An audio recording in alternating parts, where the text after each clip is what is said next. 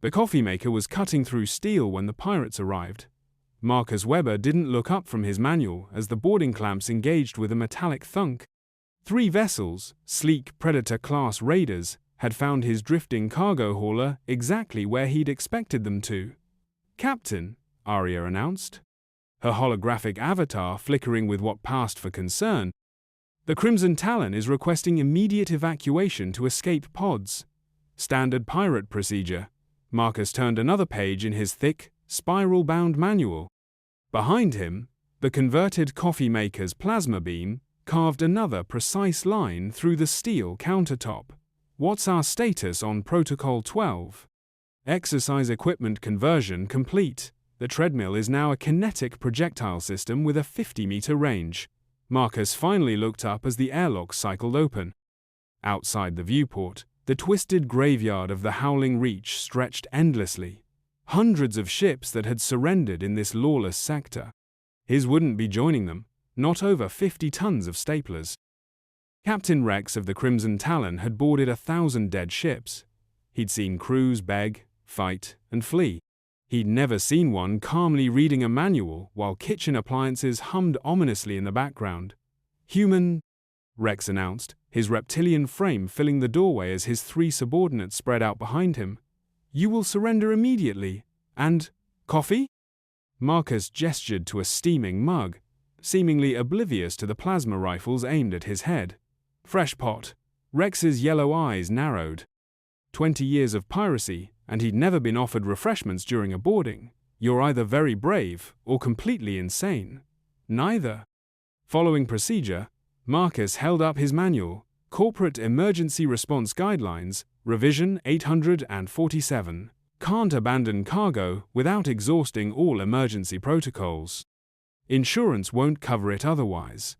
The coffee maker behind Marcus had stopped brewing. Instead, a thin beam of coherent plasma was systematically dismantling the metal fixtures with surgical precision. "What?" Rex said slowly. "Is that?"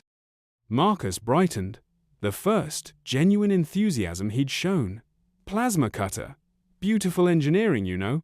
Coffee makers use superheated steam and pressure systems. Redirect the steam, add a magnetic field from the grinder motor." He turned the manual around, revealing a detailed technical diagram. Page 1, 251. "Works great for hull breaching too. The plasma beams slice through a support beam like warm butter." Kane, Rex's nervous lieutenant with too many eyes, whispered urgently, "Captain, they're turning kitchen appliances into industrial tools." "It's just a coffee maker," Rex growled, though his voice lacked conviction. "How dangerous could—" The beam carved through a second support beam. "Arya," Marcus continued conversationally, "activate Protocol 12. The treadmill in the corner whirred to life, its belt mechanism engaging with the weight rack in ways that violated every warranty clause. With mechanical precision, it grabbed a 20-pound dumbbell and hurled it across the bridge, where it punched a fist-sized hole in the far wall. Rex stared. "Your exercise equipment just became artillery." "Kinetic energy storage and transfer," Marcus said proudly. "Hook the belt to the weights, add targeting software from the nav computer, and you've got automated projectile defense. Fires every 2 seconds. To demonstrate, the treadmill grabbed another weight and launched it, this time barely missing Kane's head. "This is insane," Rex snarled. "You can't just—" Protocol 15, Arya. The bridge filled with a fine mist that made everyone's eyes stream. Rex stumbled backward, gasping, as concentrated capsaicin and black pepper flooded the ventilation system. "You weaponized your spice rack?" Rex choked. "Food preparation system," Marcus corrected, unaffected thanks to the small air filter at his workstation. He was grinning now, the first time he'd enjoyed a workday in months. "Spice storage, rerouted, through life support, food processor, connected to air recyclers, area denial, through concentrated seasoning dispersal." Kane was openly panicking. "Captain, their kitchen is a chemical weapon." "That's not even the clever one." Marcus flipped several pages. "Arya, dental station online. Oral hygiene weaponization complete. Aria announced cheerfully. Ultrasonic plaque remover provides excellent range finding, while the high-pressure irrigation system delivers small projectiles with impressive accuracy. Rex wiped his scaled brow with the back of his hand. You turned your toothbrush into a targeting system. The whole oral care station, though. But this. Marcus picked up what looked like an ordinary vacuum cleaner. This is my personal favorite. He flipped a switch.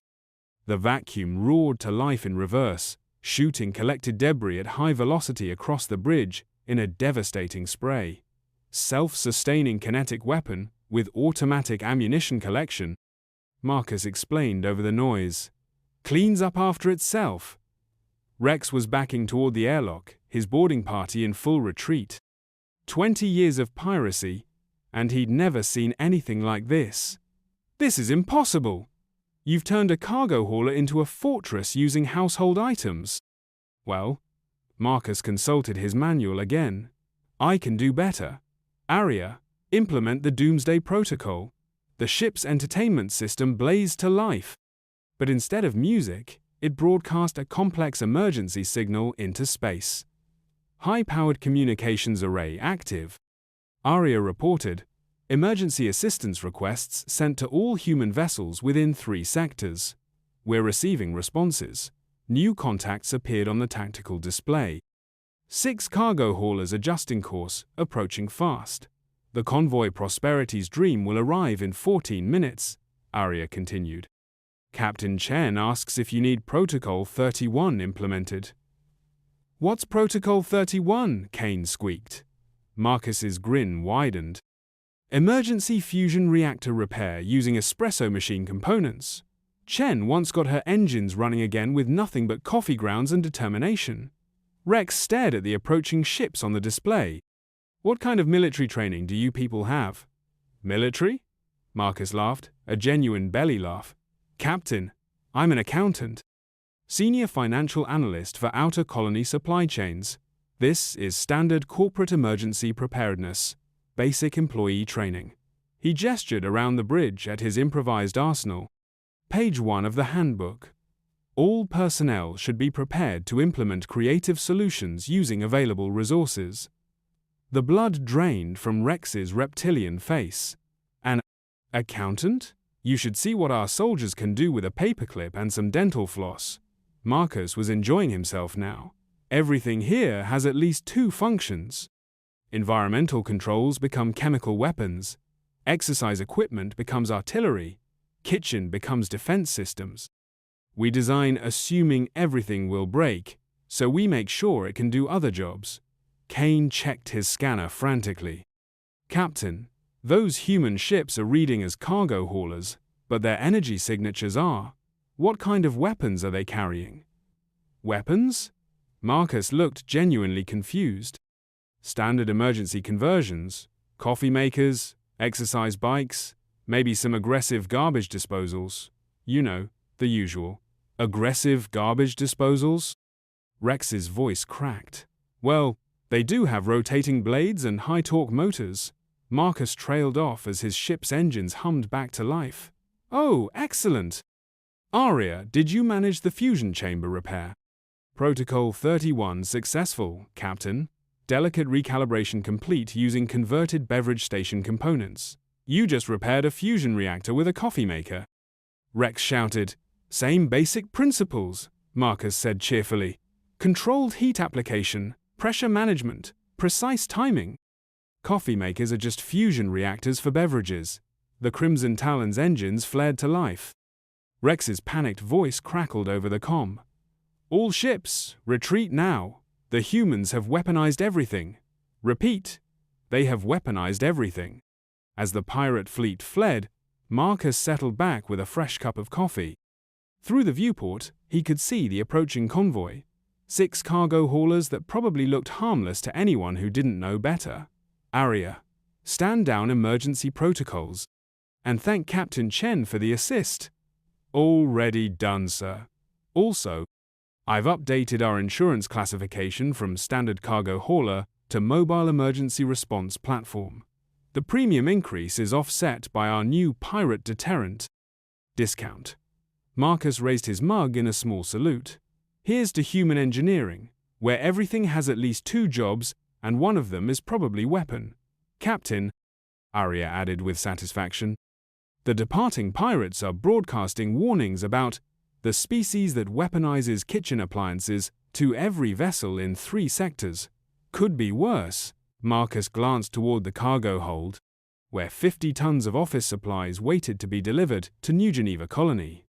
Wait until they see what our colonists can do with staplers, paper shredders, and industrial-grade coffee makers. He took another sip. Excellent coffee. Nothing like a good plasma conversion to bring out the full flavor profile. Just another Tuesday in the shipping business. 3 sectors away, the Galactic Piracy Council called an emergency session to discuss the human problem. The meeting was postponed indefinitely when someone mentioned that humans had apparently weaponized office supplies. Insurance premiums for attacks on human cargo ships increased by 340% that week.